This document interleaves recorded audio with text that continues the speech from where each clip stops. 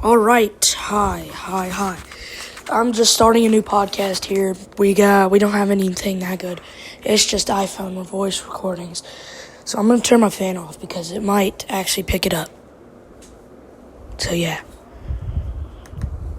Today we're just going to be talking about very controversial stuff. More like borderline controversial stuff about the Shedeur Sanders. This guy is like,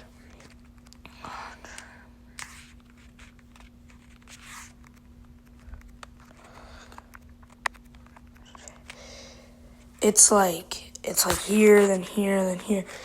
Like his pre-draft evaluations, and then everybody got shocked that he did not get to go in the first round. His dad was pissed. And he didn't show it, but you know he was. So we're just really going to talk about that right now. So yeah, really that's all we're going to talk about today. And then we'll get into more episodes about other people. About the new rookies. We're going to talk about rookies next episode. So yeah. So here we go. We're going to talk about Shedeur. He's been really just like pushed. Like, in my opinion, like, I don't think that Shedeur wants to be like this. I don't think he wants to be under his dad's shadow, though. Like, his dad's shadow is probably why he dropped to the 5th round. Nobody wanted it. The reason, if he wasn't Deion's son, he would have gone first, second round. It's not that they didn't want him. It's just that they didn't want to deal with Deion Sanders. It's because Deion Sanders is a yapatron. Yappity yap yap yap. He doesn't know how to shut his mouth. He thinks he's the coach everywhere. Yes, he was the coach at Colorado. He's not the coach anymore. I'm pretty sure he stepped down because his son, or he might be the coach, I don't know, but pretty sure he stepped down from his position. So yeah, but really, it's just that why? Just why are we doing this? Why are we doing this? He is a good player, but his dad thinks he runs everything. His dad does not run everything. His dad thinks he's the boss of everywhere he goes. Deion just needs to let Shedeur go. Like, he needs to let him go. If he lets him go, Shedeur will have a great career in the NFL, but I think he's just going to fall in the NFL if Shedeur sticks with his dad. I think he needs to just straight up go to his dad and say, Stop.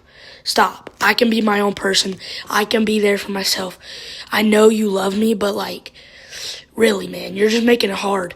You're making it really hard. He just needs to go up to his dad and stand up for himself. He needs to say, step down. Like, you're in my shadow. Yeah, I know you're my dad. But I know you were a former NFL superstar. You know what you're doing. But really, I think I can get my own career out of this. I think the reason I dropped is because of you. I think it's just because they didn't want you, and they didn't want you in the company. It's because you were a great player, Dad. It's just you don't know how to stop talking. You think you're the boss of everything. I think Shedeur just needs to stand up and say no. He needs to say no to his dad for once. He's probably scared to say no to his dad. That's the problem. He can't be there 24/7. Like, he can't do things without his dad. Like, his dad is like glued to him. His dad doesn't want him to fall. His dad thinks, really, in my opinion, I think Shedeur really wants Deion off, but I think Deion thinks that he'll fail in the NFL if he doesn't have him. Really, in my opinion, I think that Shedeur will have a great career if Deion just steps down and really just gives him that freedom that Shedeur really needs. Like, why is he not this way to Shiloh? Why is he not this way to Shiloh Sanders? Yes, he kind of this way, but he's following Shedeur everywhere. He didn't go to Tampa with Shiloh. Shiloh didn't even get drafted. He didn't care about Shiloh. He cared about Shedeur getting drafted in the first round. That's the problem. He's focusing too much on Shedeur Sanders. He doesn't know really how to focus on both of his children. He should be sitting on the couch right now. He shouldn't be in press conferences with Shedeur. He should be sitting on his couch watching the press conferences from his phone, maybe casting him onto the TV. He doesn't need to be with his son 24/7. Even if he's not sitting up there, he doesn't need to be in the building when Shedeur is having a press conference. Why is he there? Because he wants to be with his son 24/7. Yes, you're going to give this attention to your Shedeur, but why not Shiloh? Shiloh is just left there to dust. He's left there to dry. I feel like, yes, he loves Shiloh, but why are you attached to Shedeur? Why do you want this? Why do you want that? How do you get this? Why do you want this? You want this for him, but you're not letting him have it. Really, that's my opinion. We're going to talk about really more of this later in the episode, but right now we're going to drift off to something else. Really, it's really hard to do this. It's really hard to just be in your dad's shadow. I think that's why a lot of kids that make it to the NFL, if they had a former NFL superstar, they're scared half crap because their dad is making it feel like it's the Attitude Era from WWE in the NFL when it's not. If you're a QB, you're going to be fine. You're going to be okay. The QBs don't get touched in the NFL. If they get touched, it's flag. I feel like if Shiloh or Shedeur was in the era that Ray Lewis was in, and etc., they would need their dad at that point, but right now, no. Shedeur is a QB. I think he's fine. Honestly, he's pretty much probably a good QB. He's going to be a good QB. He's going behind a good team. The Cleveland Browns he got drafted to, is a good team. It's just they need upgrading. They need upgrading because the teams now are just skyrocketing into money. All the other teams have money, but the Dolphins, look at the Dolphins. They're about to lose Tyreek Hill because of cap space. They just don't have enough money to pay him. So I feel like after Tyreek Hill's contract runs out next year, it's really just a fighting game from there. So that's why you really have to be careful with your players and hold on to them as long as you can. Cherish them for as long as you can. Get them good surroundings. Get them a good line. So possibly you'll become a good team for a while, and you might win a Super Bowl. But that's the thing. The Cleveland Browns don't have that. They didn't realize they had to cherish their quarterbacks.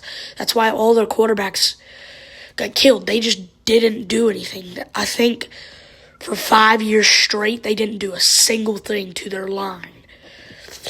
Except for the draft. They wouldn't pick up a free agent lineman, even if it's a 1-year contract and they're about to retire. Pick them up if they're good. Really, you need this, and you really need it. You need a good line to have a good quarterback. I mean, he's currently, yes, Tyreek Hill, his contract is for a $120 million contract signed on March 23rd, 2022. It runs through next season, and then it's over. Do they keep him? No, they probably can't. They can't keep him because their cap space. They're going to be the fourth, I think they're on track to be the, team to have the least amount of money in the NFL. If you don't have money, you don't have success. In the NFL, money equals success. Now, money doesn't come to you like this. You have to play good. You have to be a good team. You have to help your line. If your line's not good, your quarterback's going to feel like it's the Ray Lewis era. They're going to feel like Micah Parsons is running up on their ass every single play. It's just that you need a good line to block. If your quarterback can at least have 5 seconds in the pocket, I think you're good. 2 seconds might be okay for a really good quarterback if they know how to scramble out of the pocket. You might be okay with 2 seconds. But if you could at least hold them, at least give them some time to at least let the routes develop from them to see downfield, I think you'll be fine there. But if your quarterback can't at least let the routes develop, you're in trouble. You're in deep water there. If your quarterback is getting sacked every other play, you need to do something about that. You need to have like a separate O-line camp. Get them better. Get a good O-line coach. Maybe get a trainer out there. Get a former O-line trainer. Help them. You need to get help for your quarterback. If your quarterback has help, success. Now, if nobody gets open, you just got to suck it up and scramble. If you can't scramble, I think you might be cooked because I think all NFL quarterbacks can run, but not all of them are the fastest.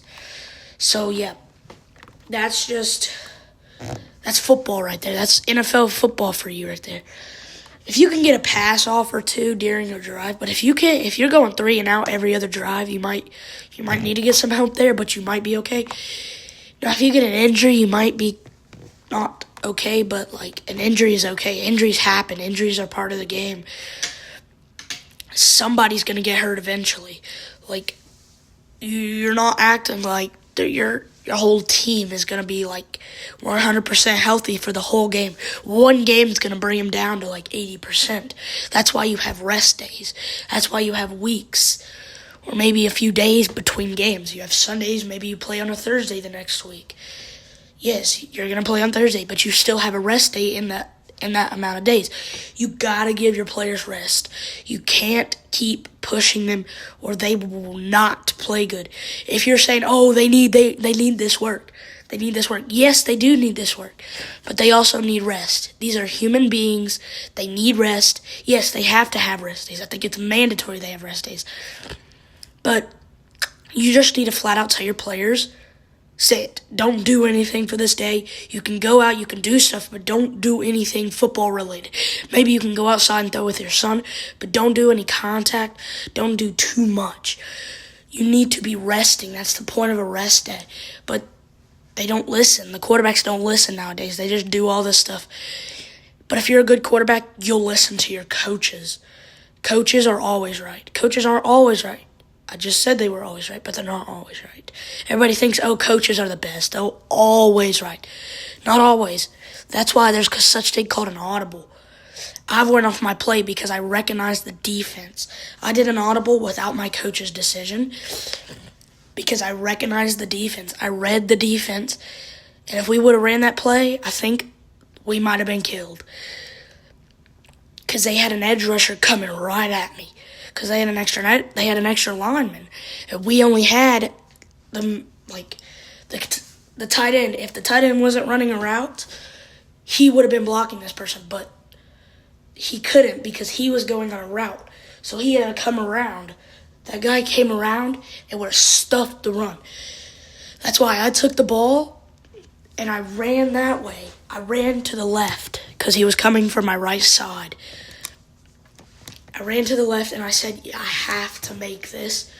I had a decision to throw the ball short to the tight end on a cut route, on an over-the-middle route, a drag route, or I scramble. The tight end was open, but I was too scared that I might have overthrown him because there was a defender right behind him, but there was also one in front of him that I knew could jump high. You got to make decisions as a quarterback. Decision-making is probably the biggest part of being a quarterback in the NFL. To be a quarterback in the NFL, you have to be good. If you're not good, you're not going to be a quarterback in the NFL. So that's really just the main story of it. But we're going to end off that today. I know it's going to be short. I just got to get more gear and stuff, and I'm not feeling the best right now. But we're going to end it right here, so peace.